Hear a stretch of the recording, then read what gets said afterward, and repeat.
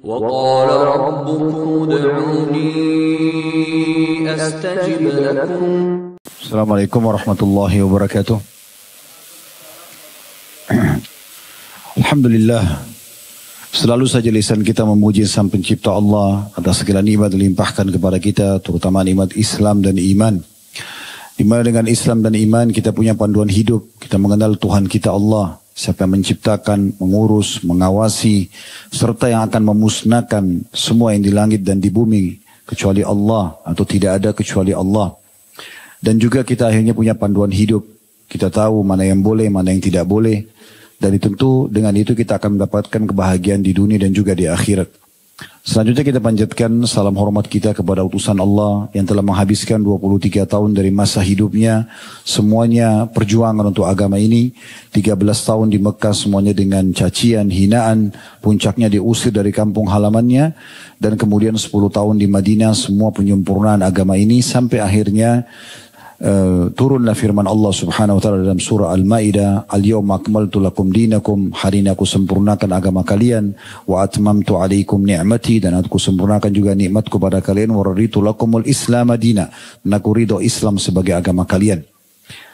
Kita akan melanjutkan insyaAllah bahasan dosa-dosa besar kita. Semoga Allah selamatkan kita dari semuanya tentunya.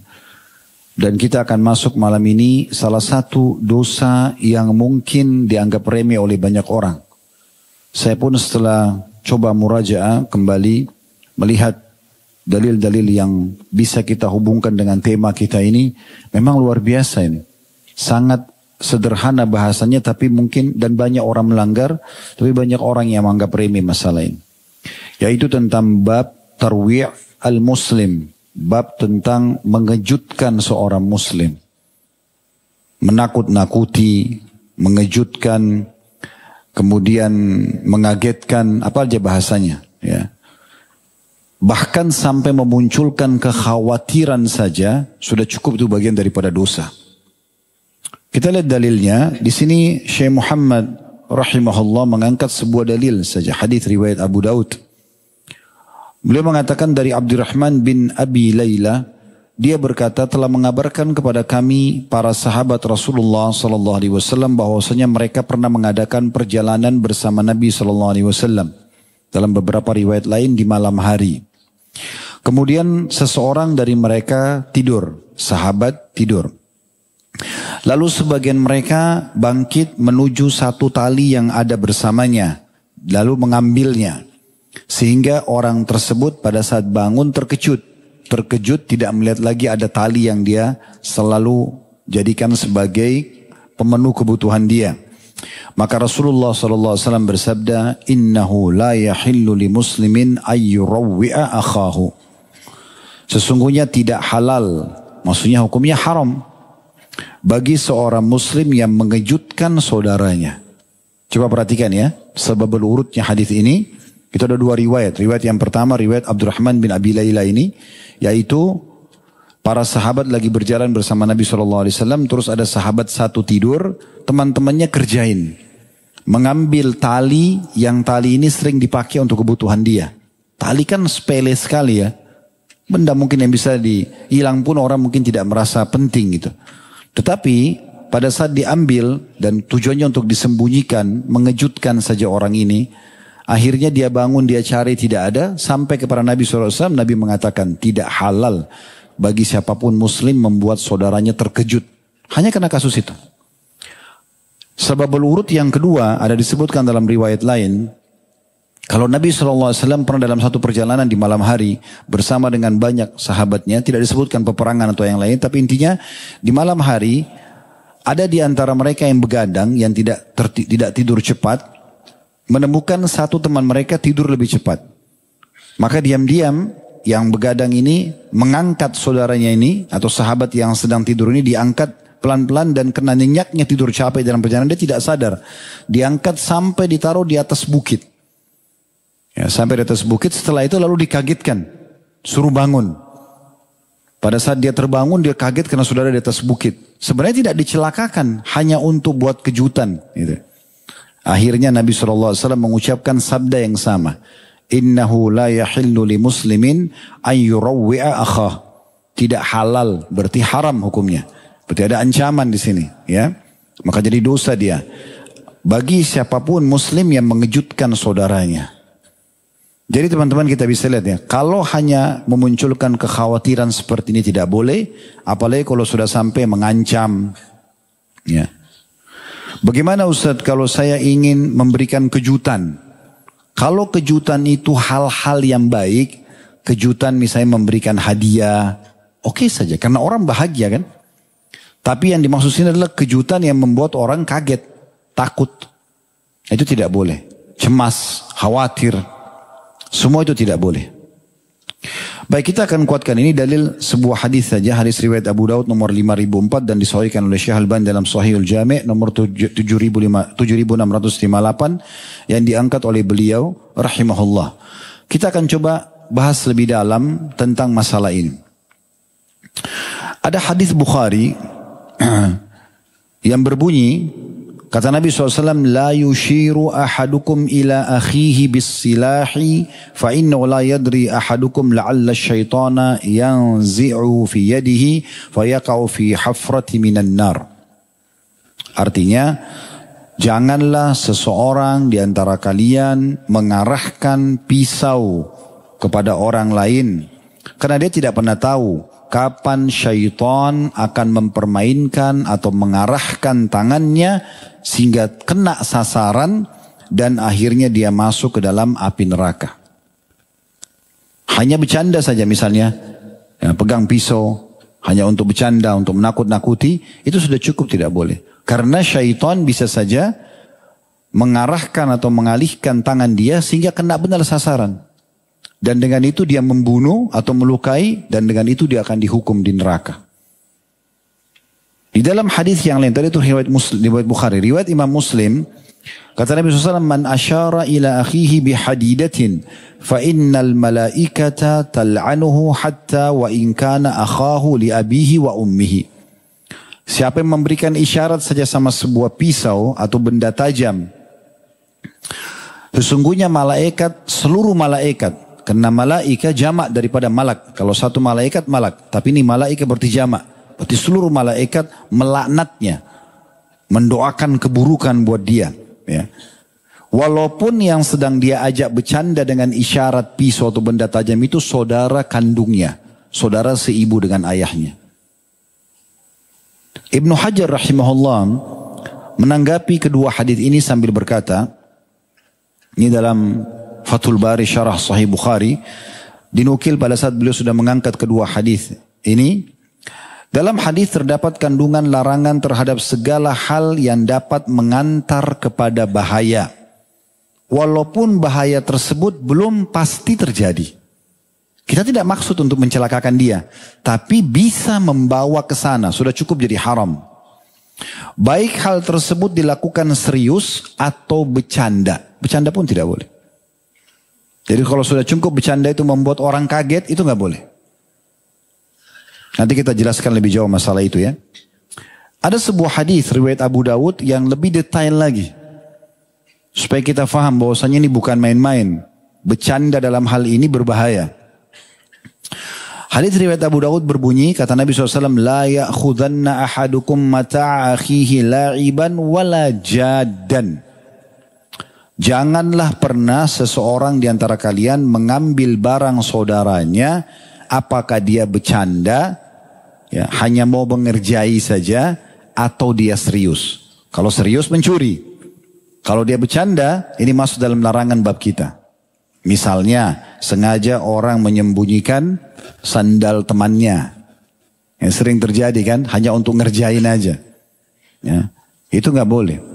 Di sini, kita bisa lihat kalau hadis tadi, yang pertama yang diangkat dalam buku kita, cuma mengambil tali saja. Sudah cukup Nabi SAW tegur pelakunya. Kemudian yang tadi sahabat juga sengaja mengerjai temannya lagi tidur, dikagetkan. Juga sama kena ancaman tersebut. Nah di sini juga, hadis yang baru kita bacakan, tidak boleh mengambil produk apapun dari saudara muslim, bercanda atau serius. Kalau serius berarti sudah mencuri. Kalau diambil sengaja. Kalau dia sembunyikan saja hanya untuk mengerjain, maka ini sudah cukup masuk dalam ancaman kita. Maksudnya masuk dalam kategori dosa.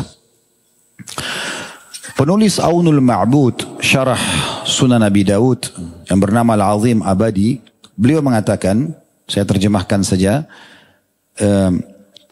kalau mengambil barang orang lain serius terlarang karena mencuri, maka bercanda juga sama, terlarang, namun lebih sedikit, lebih di bawah daripada dosa mencuri. Tapi tetap kategori dalam masuk dosa gitu. Karena tidak mendatangkan manfaat sama sekali.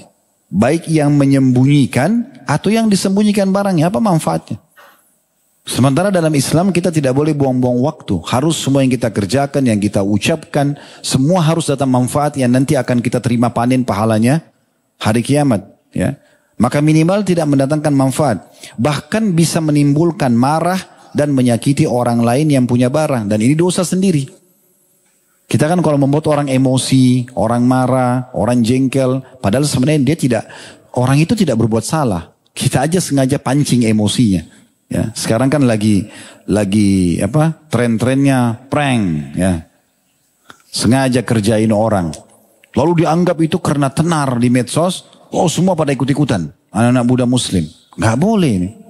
Sengaja kerjain orang, sengaja kagetin orang. Ya. Ini nggak boleh sama sekali.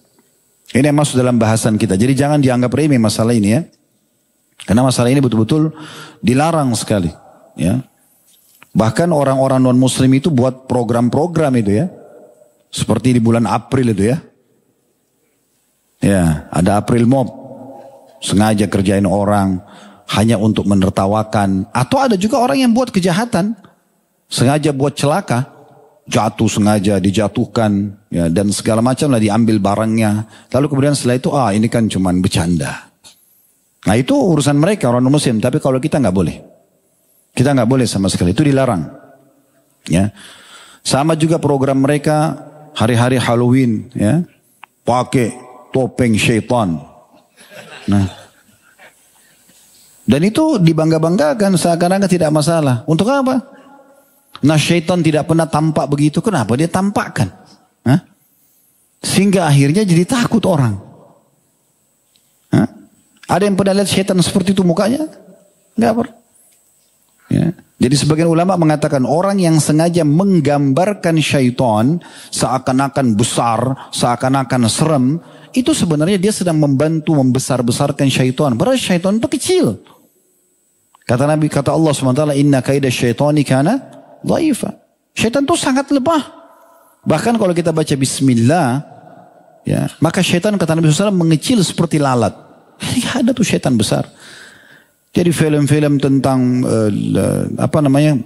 sinetron-sinetron atau film yang menakutkan, film horor, ya, juga seperti ini. Semua acara ini semua tidak ada dalam Islam. Dan tidak boleh ada, tidak boleh ditonton dan tidak boleh didukung. Karena tidak ada manfaatnya. Tambah lagi menakut-nakuti orang. Tambah lagi mendukung syaitan. Untuk apa? Syaitan disuruh perangi. Allah SWT mengatakan, asyaitanu aduwan lakum. Syaitan musuh kalian. Fattakhidu aduwa. Jadikan musuh kalian. Musuh berarti jangan ditemani. Ya, jangan didukung. Jangan diikuti bisikannya. Yang begitu. Kenapa justru tampil pakai topeng? Ini syaitan. Gitu kan. Kan ajaib betul itu. Ya. Bangga lagi, mukanya jelek, matanya besar, belalak lidahnya, giginya. Kan ajaib bener. Ya. Dan bangga dengan itu. Jadi tidak boleh anak muda muslim ikut masalah seperti ini. Ini tidak boleh sama sekali, berbahaya. Dan dalam hadis Abu Dawud, kata Nabi SAW, Wailun lilladhi yuhaddithu fayakzibu liyudhika bihil qawm. Wailun lahu. Ya. Sungguh kecelakaan. Wail itu bisa bermakna kecelakaan, bisa bermakna kebinasaan, bisa bermakna siksaan, bisa bermakna lembah di api neraka. Antum kalau baca tafsirnya, wailun lil mutaffifin, ya, wailun likulli humazatin lumaza. Makna wail itu kehancuran, kebinasaan, siksaan, lembah di api neraka. Bahaya sekali makna wail. Dalam sekali maknanya itu. Apa kata Nabi SAW? Wail lilladhi yuhaddithu atau yuhaddithu fayakdzib. Dia berbicara tapi dia bohong. Untuk apa? Liyudhika bihil qaum, untuk membuat satu kaum tertawa. Lelucon buat acara, kerjain orang supaya orang lain tertawa. Ini kecelakaan, kehancuran. Nabi doakan begitu. Nabi ulangi di akhir hadis, wailun lahu, kebinasaan dan kehancuran buat dia, kebinasaan dan kehancuran buat dia. Coba. Lalu untuk apa kerjain orang? Kenapa nggak buat konten yang baik-baik aja sih? Edukasi, ilmu pengetahuan gitu kan, berbagi pengalaman, pendidikan anak, kan banyak kan. Banyak hal-hal yang baik gitu kan. Mungkin pengalaman dalam bisnis, kan bagus. Kenapa harus yang aneh-aneh? Ya, sayangnya anak-anak muda muslim ini banyak muda terpengaruh gitu. Yang penting ini lagi tenar diikutin. Gitu kan. Oh di Amerika lagi tenar nih anak laki-laki pakai anting-anting. Oh ikut juga anting-anting. Kenapa pakai anting-anting? Seakan-akan kau pakai anting-anting jantan. Enggak, itu betina. Hah? Dari mana orang anggap jantan pakai anting-anting? Coba dari mana? Jelas-jelas itu ciri khasnya perempuan. Dan kata Nabi SAW, Allah melaknat laki-laki yang menyerupai perempuan menyerupai laki-laki. Ini sudah pernah kita bahas di dosa besar kita. Dosa besar nggak boleh. Menyerupai bajunya nggak boleh, menyerupai rambutnya nggak boleh, jalannya nggak boleh, bajunya nggak boleh sama laki-laki perempuan. Kok disamakan? Dianggap itu sebuah kemajuan. Dari mana kemajuan? Sama juga orang tato. Oh ini berarti jantan. Dari mana? Apa hubungannya tato sama jantan? Nggak ada hubungannya sama sekali. Sama sekali nggak ada hubungannya itu. Merasa diri, percaya diri, akhirnya sengaja menunjukkan kekuatannya. Mohon maaf kalau ikhwah di sini ada yang pernah melakukan itu. Semoga Allah mudahkan segera taubat karena tidak boleh merusak jasad. Ini kan Allah pinjamkan. Kenapa jenazah dimandikan? Sudah mau masuk tanah, sebentar dimakan oleh tanah, hancur jasad itu. Antum kalau gali lagi kuburan sekian tahun sudah jadi tulang belulang kan gitu. Tapi subhanallah dalam Islam disuruh muliakan karena jasad ini Allah pinjamkan buat kita. Dimandikan, dikeluarkan kotorannya, dikasih sampo sama sabun, air bidara, kain kafan baru. Karena mulia dimuliakan, kenapa dirusak? Kenapa dirusak? Gambar-gambar sana sini, untuk apa coba? Manfaatnya apa? Oh karena itu kan tren di negara non muslim. Itu non muslim. Kata Nabi SAW, man tasyabbah biqaumin fahuwa minhum, gitu kan? Sampai menyerupai satu kaum dia sama dengan mereka, ini ancaman berat, tidak boleh umat Islam. Di masa Nabi SAW itu kalau ada orang Yahudi di Madinah, kalau mereka sisir saja dengan model tertentu, Nabi suruh ubah sisirnya umat Islam, gak boleh sama mereka. Sisir, orang Yahudi cara sisirnya ke kanan, kita ke kiri, lawan mereka, gak boleh sama. Ya sudah begitu. Karena kita punya ciri khas sendiri sebagai orang Muslim. Ya gak boleh kita ikut-ikutan. Kalau apa yang mereka lakukan tidak bertolak belakang dengan syariat Allah, sebuah tradisi yang baik misalnya kebersihan. Kita datang ke satu tempat, oh bersih. Memang Islam mengajarkan itu. Terus kita mencontohnya, hanya itu tidak ada masalah. Tapi kalau menyerupai sesuatu yang tidak ada manfaatnya, apalagi bertolak belakang dengan agama kita, untuk apa ini? Ya. Ini sayang sekali.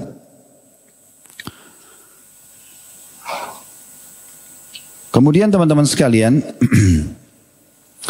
di dalam Tuhfatul Ahwadhi, ini syarahnya Tirmidzi, disebutkan juga dan dalam hadis disebutkan bahwa yang diambil hanyalah sebuah tongkat. Kalau hadis tadi, ya, ada penyebutan tentang masalah tongkat atau tali yang diambil tadi, itu adalah hal yang umumnya dianggap sepele. Namun kesepelean ini, ya, tetap aja dianggap sebagai sebuah pelanggaran, walaupun itu benda tidak berharga. Menyembunyikan barang tersebut bukan maksud mencuri. Karena kalau mencuri sudah jelas pelanggaran. Namun mendatangkan marah orang lain dan bisa muncul kekhawatiran. Dan inilah yang membuat dia jadi dosa. Itu saja, membuat kekhawatiran. Syekh Utsaimin rahimahullah berkata, ini dalam syarah Riyadhus Shalihin beliau, jilid 6 halaman 556, kurang lebih terjemahannya, sebagian orang yang kurang akalnya, dia sengaja pada saat beliau tanggapi hadis ini ya, yang sedang kita bahas. Sebagian orang yang kurang akalnya, dia mengendarai mobil dengan kecepatan tinggi ke arah seseorang yang sedang berdiri, duduk, atau tiduran, dengan maksud bercanda. Digas motor atau mobilnya, hanya untuk takutin orang. Walaupun temannya, misalnya tidak boleh, tetap tidak boleh. Kata beliau ini orang yang kurang akal melakukannya. Sebagian orang yang kurang akalnya dia mengendarai mobil dengan kecepatan tinggi ke arah seseorang yang sedang berdiri, duduk atau tiduran dengan maksud bercanda. Lalu ia tiba-tiba membelokkan dengan cepat dengan niat bercanda agar tidak menabraknya. Hal itu terlarang, artinya haram, tidak boleh. Bisa saja syaitan mengambil alih tangannya sehingga tidak dapat mengendalikan, akhirnya dia tabrak dan jatuhlah ia dalam hukuman dalam api neraka. Belum menyinggung juga contoh lain, orang yang punya anjing sengaja menakut-nakuti orang. Ini contoh Syekh Utsaimin rahimahullah. Dia bawa anjing, kemudian dia bicara sama orang, anjing itu dibiarkan untuk mengendus-endus orang ini atau menakut-nakuti atau menggonggongnya. Semua tidak boleh. Makanya dalam Islam tidak boleh pelihara anjing itu kan, kecuali orang dalam kondisi dia gunakan untuk berburu atau menjaga peternakan. Tapi untuk pelihara di rumah nggak ada. Tapi saya suka hewan Ustaz. Cari hewan yang boleh. Ada kucing. Kucing boleh dipelihara. Walaupun tidak boleh dimakan. Kalaupun mau pelihara misalnya. Atau ikan. Lapar tinggal goreng kan. Hah? Kenapa anjing lidahnya najis. Tidak bisa dimakan. Gonggongnya ribut. Kotorannya. Wah. Sampai kucing pun kalau saya ditanya Ustaz pelihara kucing. Tidak jangan Ustaz. Daripada pelihara kucing biayanya besar. Ada kucing yang bayar mahal. Biaya ada perawatannya, ada salonnya, ada dokternya. Pelihara anak yatim. Hah? Anak yatim bisa hafal Quran, kucing gak bisa. Hah? Ajarin sholat, dia sholat kita dapat pahala. Ya kan gitu. Itu dalam hadis sebutkan kalau kita elus kepalanya anak yatim. Setiap helai rambutnya satu pahala. Kalau kucing dielus tidak ada pahalanya. Hah? Lalu untuk apa? Saya pernah masuk ke rumah seorang, maaf ikhwah dan akhwat yang pelihara kucing. Bukan tidak boleh, cuma saya kasih contoh. Saya pernah masuk ke rumah orang bertamu. Waktu itu kami mau lihat satu lokasi. Jakarta Selatan sini. Masuk semua kucing. Itu saya masuk semuanya bau kucing. Sofa bau kucing. Sejadah yang kita pakai pun waktu itu saya mampir sholat bau kucing semua. Dari mana dia tahu ini mungkin sudah kencing di situ. Mungkin sudah buang air di situ. Kan kucing tidak tahu mandi. Hah? Kalau manusia kan lain. Ya. Kenapa tidak anak yatim coba? Kata Nabi SAW sebaik-baik rumah yang ada. Anak yatim dan aku dan sponsor anak yatim seperti ini di surga. Dekat sekali sama Nabi. Nabi nggak pernah bilang yang pelihara kucing sama saya seperti ini di surga. Enggak. Coba pakai akal sehat gitu ya. Jadi tidak usah alihkan gitu. Karena pernah ada orang begitu. Muslim pelihara anjing di rumahnya. Kenapa? Untuk berjaga-jaga. Kenapa berjaga-jaga? Ada Allah, ada malaikat. Pakai security. Kan bisa. Daripada beli anjing berapa juta, bayar security. Dapat pahala kasih makan, ajarin sholat, kan bisa. Ini kata beliau juga, contoh orang lain yang memelihara anjing untuk menakut-nakuti begitu. Nah ini saya tambahkan sekarang, itu sudah selesai tadi. Tuhfatul Ahwadhi, syarahnya Tirmidzi. Seperti sekarang juga banyak itu orang buat knalpot berisik, ya, ganggu orang. Sana sini. Apa yang didapat betul-betul saya bingung tuh. Dia lewat sebelah kita tutup kuping. Dia pun sakit sebenarnya kupingnya. Kadang-kadang dia balap sampai sana. Habis itu selesai. Hanya untuk 100 meter tuh dibanggakan. Wah ribut. Ganggu orang semua. Ya mending kalau dia lewat satu tempat gak dilemparin batu tuh biasa. Kan ribut banget. Tengah malam kadang-kadang lewat di rumah orang. Ada bayi baru lahir. Ada ganggu orang. Kan gitu. Untuk apa ini? Beli mahal lagi. Perusahaan yang punya insinyur, punya arsitek yang cerdas-cerdas sudah buat knalpot modelnya begitu tuh bagus, suaranya sudah begitu, sudah diatur sebenarnya, nggak ganti, besar, nggak aneh betul aja. Semoga Allah kasih hidayah. Sama klakson mobil sudah dikasih standar, ganti yang truk punya. Wow. La haula wala quwwata. Kita balik mobil kecil. Untuk apa? Klakson kecil sudah cukup. Itu pun kita pakai pelan-pelan saja. Ya. Karena ini masalahnya tidak boleh melahirkan kekhawatiran. Gak boleh. Orang khawatirnya gak boleh. Ini sedang kita bahas ini. Jadi gak usah. Kalau sudah klakson satu kali, orang itu belum pindah. Oke, tenang, sabar dulu. Klakson terus. Walaupun kita ini orang Indonesia dipuji loh sama orang Saudi. Katanya orang Indonesia sabar-sabar katanya. Karena di Jakarta biasanya 1 jam macet gak klakson. Dia gak tahu kalau itu sudah tiap hari kita begini. Karena mereka tidak ada macet jadi gak klakson. Kalau orang di Saudi itu karena tidak pernah macet. Begitu macet 1 menit aja sudah klakson semuanya gitu kan. Tapi kalau kebutuhan oke lah. Klakson itu dikasih untuk kebutuhan saya sekali. Oh klakson besar ganti karena ada klakson besar. Ada kemarin saya di tengah jalan waktu itu lagi dari Bandung pulang ke sini mampir di rest area. Saya lihat mobilnya tidak besar gitu. Tapi pakai klakson wow dengan macam-macam. Kayak model-model musik apa yang dibanggakan saya bingung gitu. Ya, mengganggu orang sama sekali. Gak ada manfaatnya. Sama dengan lampu sorot yang terlalu berlebihan. Itu apa sorot mukanya orang gitu. Itu mobil akhi dan ukhti sudah dibuat itu pakai ilmuwan itu. Pabrik itu punya ilmuwan. Lampunya itu terang lampunya sudah cukup begitu. Sudah diatur itu. Kenapa kita lebih pintar dari mereka? Nah, pasang lagi lampu tambahan sorot muka orang. Sama juga ini. Nah, yang suka putar musik besar. Mobilnya goyang. Wow, wow, wow. Dia ngomong sama temannya gak bisa. Coba gimana? Ngomong susah. Dia juga susah. Apa ini? Ganggu orang lagi. Sampai mobil tuh goncang. Jalanan goncang. La haula wa la quwata illa billah. Akhi kalau mau dengar musik. Dengarlah sendiri-sendiri aja. Tidak pakai. Selesai. Dan juga orang kalau mau nikmati. Kalau nikmati itu saya tidak sarankan. Orang putar pelan-pelan di mobilnya. Mungkin dia bisa nikmati. Bang, bang, bang. Bisa. La haula wa la quwata illa billah. Ini mengganggu orang semua. Sama memainkan gas kendaraan, gitu kan? Sama juga begitu. Balap-balap tapi bukan pada sirkuit. Ya? Nunjukin orang kalau dia hebat. Apa yang mau dibanggakan? Siapa yang mau puji itu balapan di jalanan? Ya? Kecepatan mobil itu diatur. Itu sampai ada peringatan. Kalau saudara sekian dan bunyi suara mobil itu supaya jangan lebih. Dan itu kalau antum lihat, saya pernah lihat cuplikannya di YouTube itu memang kecepatan mobil itu kalau sudah di atas 120 itu dicoba tabrakin itu hancur itu sebenarnya. Artinya kalau dipakai kalau darurat memang kita penting. Kalau enggak usah. Apalagi kalau hanya untuk nantang-nantang orang, balap-balap, ini enggak boleh. Begitu juga contoh dalam rumah tangga. Orang tua pada anak. Ya. Jangan suka takut-takuti anak-anak hanya karena supaya atau agar anak tersebut mengikuti orang tuanya. Misal si anak itu karena masih penasaran, dia juga belum tahu apa-apa. Dia sering kali kalau malam mau keluar di belakang rumah gitu. Jangan keluar nak, ada momok tuh. Apa momok itu? Syaitan. Kenapa anak-anak ditakuti sama syaitan? Justru harus lawan syaitan. Kenapa ditakut-takuti? Gitu kan? Itu tuh jangan sana ada kecoa. Kenapa kecoa? Sampai pernah anak saya lihat sendiri lari-lari ada kecoa. Takut. Kenapa nak ada kecoa? Saya tanya, siapa yang lebih besar? Kamu atau kecoa? Saya, ya udah kenapa takut sama kecoa? Gitu kan? Semua serba ditakut-takuti. Kenapa ini? Orang tua sama anak kan tidak boleh. Ajarkan anak-anak itu justru berani. Tahu Sofia radhiyallahu anha, tante Nabi SAW, ibunya Zubair bin Awam. Kenapa Zubair bin Awam itu kalau lagi berperang, pasukan lagi berhadapan, dia paling depan. Zubair bin Awam itu paling depan, dia taruh 2 tombak di punggungnya, itu warna kuning, dikasih cat, diwarnai warna kuning sama dia. Di kiri kanan bersilang tombaknya. Jadi sudah terkenal, Zubair itu terkenal paling depan dan ada 2 tombak kuningnya.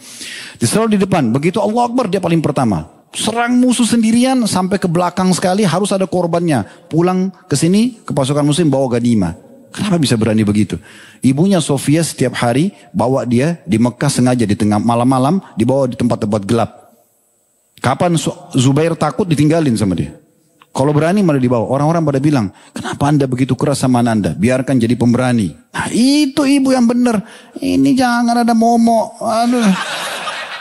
Akhirnya anak laki-laki kayak jadi perempuan. Banci nanti. Gitu. Gak usah ditakut-takuti begitu. Gak penting sekali. Benar gak ini? Nah, jadi kalau ada yang serang nanti saya di media. Antum yang harus bela ya. Antum kan bilang benar.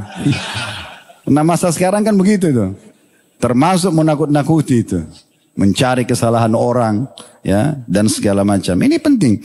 Begitu juga sama ya. Anak pada orang tua gitu. Jadi kalau kita normal-normal ya ikhwas sekalian. Kalau anak-anak kita sampaikan apa adanya. Dan kenapa kita nggak bilang? Kalau saya di rumah begitu saya praktikin ya. Kalau ada anak-anak buat sesuatu jangan nak. Allah larang. Rasulullah larang. Bawa selalu itu. Sehingga saya lihat ini berbekas sekali. Saya kalau lagi tidak ada. Atau saya lagi di samping. Sengaja dari samping tembok. Saya coba dengarin anak saya kalau lagi ngobrol. Nggak boleh loh. Kata abati Allah larang. Allah larang. Rasulullah larang. Terbiasa mereka itu. Jadi jangan ditakut-takuti dengan selain Allah dan Rasulnya. Nggak penting gitu. Anak-anak terbiasa begitu. Nah begitu juga anak pada orang tuanya sama kadang-kadang ya. Ada anak-anak mungkin karena dia sudah sukses. Nah kemudian orang tuanya mau ke Jakarta. Dia pikir untuk apa datang orang tua yang ganggu saya ini. Wah ganggu keromantisannya dia lah apalah. Itu kan meetingnya. Udah ibu jangan datang di Jakarta macet. Nah ayah nggak usah. Kenapa? Biarin datang gitu kan. Kalau perlu cuti kantor untuk orang tua kita. Tapi begitu kadang-kadang orang hanya memasukkan kekhawatiran saja. Begitu juga sama dengan suami dan istri. Kenapa banyak rumah tangga tidak tentram? Karena selalu yang dimunculkan kekhawatiran. Kenapa bukan ketentraman? Ya, semua yang bisa membuat orang curiga dengan kita, orang menilai tidak baik, kita dalam Islam disuruh menjauhi itu. Ingat kasus waktu Nabi SAW lagi etikaf di Ramadan di riwayat Bukhari. Kemudian beliau dikunjungi oleh Sofia binti Huyai radhiyallahu anha istrinya. Karena waktu itu tidak ada penerangan apa segala macam. Nabi SAW ingin antar pulang dari masjid ke rumah Sofia dekat sekali gitu. Tapi waktu beliau keluar rupanya ada dua laki-laki Ansar ikutin dari belakang. Dan dalam riwayatnya dikatakan langkah kaki keduanya cepat. Seakan-akan mau tahu Nabi lagi sama siapa nih. Maka dari jauh Nabi sudah bilang. Ala rizkikuma innaha Sofia binti Huyai. Pelan-pelan aja kalian. Ini Sofia binti Huyai. Bukan wanita asing, ini istri saya. Belum mereka bilang Nabi sudah tutup dulu itu. Jadi memang kita nggak boleh membuka pintu-pintu seperti itu. Sekarang kenapa seorang suami memberikan istrinya khawatir? Nggak perlu. Buat ketentraman, buat dia nyaman. Kenapa seorang istri selalu mau ngetes suaminya? Ya, ini setia atau tidak? Ya kan gitu. Nggak perlu. Akhirnya buat program-program yang aneh-aneh gitu. Teman-teman sekalian normal aja. Mau pasangan suka bilang saya suka, saya tidak suka. Terus apa kira-kira yang membuat kamu suka? Kan bisa normal-normal aja manusiawi. Tidak usah lintas alam, pergi dukun, bawa foto, lintas ke alam jin. Tidak usah, tidak perlu. Tidak usah pakai tes-tes, ini cinta nggak sama saya ini. Pura-pura ini, pura-pura itu. Nggak perlu, nggak perlu. Kalau kejutan antum mau kasih hadiah yang menyenangkan, tiba-tiba kita kasih parfum misalnya atau kasih bunga ditaruh di kamar, mungkin itu masih oke, kan? Tapi kalau menakutkan orang jangan sama sekali. Ini banyak sekali terjadi. Akhirnya rumah tangganya tidak tentram. Allah subhanahu wa ta'ala menjadikan dalam surah Ar-Rum, kalau ketentraman, sakinah, mawaddah, rahmah, semua ketentraman jiwa, cinta, kasih sayang antara suami istri sebagai tanda-tanda kebesarannya. Bagaimana caranya? Memang itu yang kita transfer ke pasangan kita. Kan sederhana. Kita bertutur kata santun, orang akan balas santun. Kita keras, orang juga akan keras. Kita tuduh, kita akan dituduh. Kan selesai. Kita mukul, akan balasannya sama. Kan gitu. Jadi coba gunakan hal yang normal-normal aja, biasa. Santai aja. Dan tidak usah pakai ngetes-ngetes, jangan ngetes-ngetes gitu. Ya, tidak usah dites-tes, langsung saja kita sampaikan yang kita suka, bahasanya tidak basa-basi, tidak pakai menginap dalam rumah tangga, begitu aja. Semua jelas. Jadi tidak ada sesuatu yang tanda tanya gitu. Ya, ini termasuk misalnya dalam masalah rumah tangga. Begitu juga dengan masalah saudara dengan saudaranya, ya. Berapa banyak orang yang menahan warisan saudaranya hanya karena mengatakan saya kakak paling tua, kamu lebih muda ya sudahlah, ya ikut saja misalnya. Nanti kita tunggu dulu harga naik. Kenapa? Orang kalau meninggal harus segera dilakukan 4 hal. Diurus jenazahnya, dibayar utangnya, dijalankan wasiatnya, dibagi warisannya. Itu sudah bukan hak mayit lagi. Dan bukan hak salah satu di antara mereka. Sudah hak semuanya. Dan sudah dibagi persensasi dalam Islam. Saya berapa kali menemukan kasus begitu. Ada yang datang, Ustadz ini masalah warisan mau konsultasi. Ternyata itu sudah cicit. Jadi sudah meninggal semua ahli waris yang pertama. Kenapa? Karena ditahan. Hanya mau nunggu harga. Tidak ada haknya tunggu harga naik. Ibu kita masih hidup. Tidak apa-apa ibu tinggal di rumah situ. Tapi sudah jelas persentase hak masing-masing. Itu hak syar'i. Gitu kan? Kenapa harus membuat orang khawatir? Sampai saya tahu ada di antara keluarga itu meninggal. Dia padahal butuh semasa hidupnya, kesian. Ditahan sama saudaranya gitu. Ini kan menakut-nakuti semua, membuat orang khawatir. Dan akhirnya setengah mati dia. Padahal sebenarnya dia bisa nikmati hasil itu. Begitu juga teman sama temannya, bawahan sama atasan. Semua buat ketentraman. Intinya dalam Islam sebenarnya kita disuruh untuk membuat ketentraman, kenyamanan. Ya. Dan apa adanya, transparan. Kita kalau bisa kita bilang bisa, kalau nggak bisa nggak bisa. Dan jangan kerjain orang lain. Jangan sembunyikan sendal, jangan sembunyikan handphone. Nanti orang sudah kepikiran baru kemudian dia mau, ya, menunjukkan, oh ini sembunyi. Tidak usah juga ngecek-ngecek HP, ya. Ambil tugas malaikat, nggak perlu. Nggak usah, malaikat sudah catat itu. Ya. Begitu suami pulang sibuk, langsung buka HP-nya. Dia hubungi siapa nih? Untuk apa? Repot-repot kenapa? Kita menikah, menjadi suami atau menjadi istri bukan sebagai pengawas, pendamping. Ya. Kalau pengawas itu malaikat. Sudah ada Allah kasih tugas. Tidak tidur mereka. Punya catatan semua. Ma yalfidhu min qaulin illa ladaihi raqibun atid. Tidak ada satu kata pun kecuali ada penjaganya dari malaikat, gitu kan? Jadi memang sudah mencatat semua dan mereka sama sekali tidak pernah tidur, tidak pernah capek, tidak pernah luput. Mereka tahu semuanya. Kalau mungkar itu kelihatan depan mata, pelanggaran jelas, nah baru kita luruskan. Kalau kita tidak tahu jangan dikorek-korek. Karena ada Tuhan yang mengawasi dia. Kalau saya misalnya di sini harus sibuk, teman-teman dan sini ikhwah semua sibuk. Istri kita di rumah lagi buat apa ya? Kita sibuk cari tahu. Habis waktu kita untuk itu. Kapan kita berzikir, kapan kita bekerja, kapan kita bisa berbagi ide kepada orang lain. Kalau setiap istri juga begitu selalu sibuk. Suami saya buat apa? Kecurigaan. Akhirnya pasang ini, pasang itu. Ada yang saya dapat informasi begitu. Suami istri saling taruh kamera di mobil. Untuk ngawasin. Yang suami ngawasi istri, istri ngawasin suami. Ini kebahagiaan apa coba? Kalau emang antum dapat pasangan yang susah seperti ini selalu maksiat, tidak usah pasang CCTV atau pasang kamera. Ceraikan, cari yang baik. Selesai. Kalau memang hidupnya begitu ya, cuma tahu selalu selingkuh buat masalah, untuk apa bertahan? Habisin waktu kan? Kita hari ini nasihatin, dia akan tobat, akhirnya besok diulangi lagi. Untuk apa? Tidak usah repot-repot. Jadi nanti akhirnya kita pun tidak boleh. Memunculkan kekhawatiran teman-teman bukan tidak boleh hanya pada orang lain, pada diri kita sendiri pun tidak boleh. Kita tidak boleh, kita harus tenangkan diri kita. Kita harus tenangkan diri kita harus memberikan haknya, ya, istirahat yang cukup, makanan yang sehat, itu kan udara yang segar, terus pergaulan, pokoknya apapun yang bisa membahayakan kita harus hindari untuk diri kita, apalagi untuk orang lain. Dari oleh karena itu kesimpulan dari bahasan kita teman-teman sekalian adalah haramnya hukumnya menakut-nakuti atau menanamkan atau mendatangkan kekhawatiran, apalagi kalau sampai sudah tingkat mengancam, memukul dan seterusnya, ini sudah sampai pada tingkat hal-hal yang tidak baik. Nah, ada satu poin di sini sebagai penutup dalam bahasan kita. Kalau kasusnya adalah pemerintah, ya, atau di kasus peperangan, di sini kita harus mengadakan ancaman atau intimidasi untuk satu hal yang merupakan maslahat umum. Contoh misalnya pernah dengar tentang kasus Hatib bin Abi Balta'ah radhiyallahu anhu. Sahabat Nabi ini pernah membongkar keinginan Nabi SAW untuk menyerang Mekah. Karena Nabi SAW itu kalau mau perang tidak pernah membuka ya. Beliau selalu merahasiakannya kecuali di perang Khaybar pada saat itu. Pembebasan kota sama perang Tabuk. Yang lainnya itu beliau rahasiakan. Termasuk pada pembebasan kota Mekah itu beliau arahkan pasukannya ke Hawazim, ke kota Taif. Yang memang rencana waktu itu ingin menyerang Madinah. Dan setelah pembebasan kota Mekah beliau serang Hawazim. Terjadilah perang Hunain gitu kan. Tapi waktu itu Nabi SAW menuju ke sana terus tiba-tiba membelokkan ke arah Mekah. Yang tahu ini cuma segelintir orang. Di antaranya Hatib bin Abi Balta'ah. Karena dia punya harta di Mekah yang tertinggal. Dia khawatir harta dan keluarganya ini diambil oleh Quraisy kalau muslimin menyerang gitu kan. Hilang dari dia. Dia kirim surat melalui satu budak wanita. Disuruh budak wanita itu bawa surat itu untuk membongkar kepada Quraisy. Bukan niat berkhianat tapi dia ingin ya untuk menyelamatkan harta dia. Karena dia tahu pasti Nabi akan menang. Ya. Karena Allah SWT menjanjikan pembebasan kota Mekah. Ringkas cerita di tengah jalan, waktu perempuan itu lagi jalan menuju ke Mekah, datang wahyu kepada Nabi SAW. Dan Nabi SAW utus Ali bin Abi Thalib dan Zubair bin Awam radhiyallahu anhu untuk menangkap wanita itu. Kata Nabi SAW, wanita itu di daerah ini dan itu datang dan ambillah dari dia suratnya. Nah waktu tiba di sana, Ali mengatakan, engkau telah membawa sebuah surat dari Hatib bin Abi Balta'ah ke orang Mekah, serahkan kepada kami. Awalnya wanita itu tidak mau.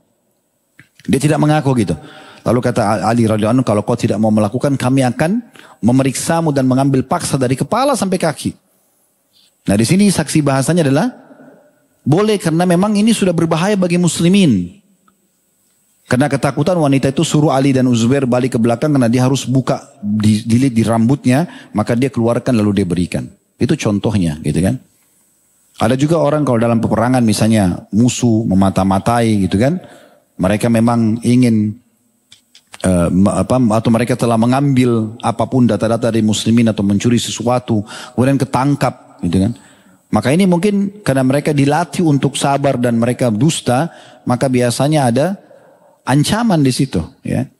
Sehingga akhirnya mereka mengaku ya, dari perbuatan-perbuatan tersebut. Nah ini berbeda, ini kasus yang berbeda. Kita bicarain dalam kehidupan kita dalam keseharian. Kalau itu berbeda sekali. Tentu tidak boleh juga pihak pemerintah setiap saat harus selalu intimidasi orang. Tidak, karena tugas mereka adalah menyebarkan ketentraman dan keamanan ya. Tapi ini pada kasus-kasus tertentu. Karena ada sebagian orang bisa dengan nasihat, dia baik, bisa juga ya ada orang yang tidak bisa dengan nasihat. Dia hanya bisa dengan tekanan dan juga ancaman.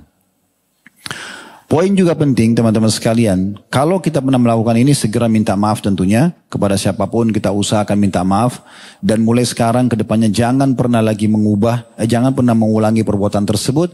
Dan tujuan pengajian seperti ini adalah untuk memperbaiki dari sekarang ke depan.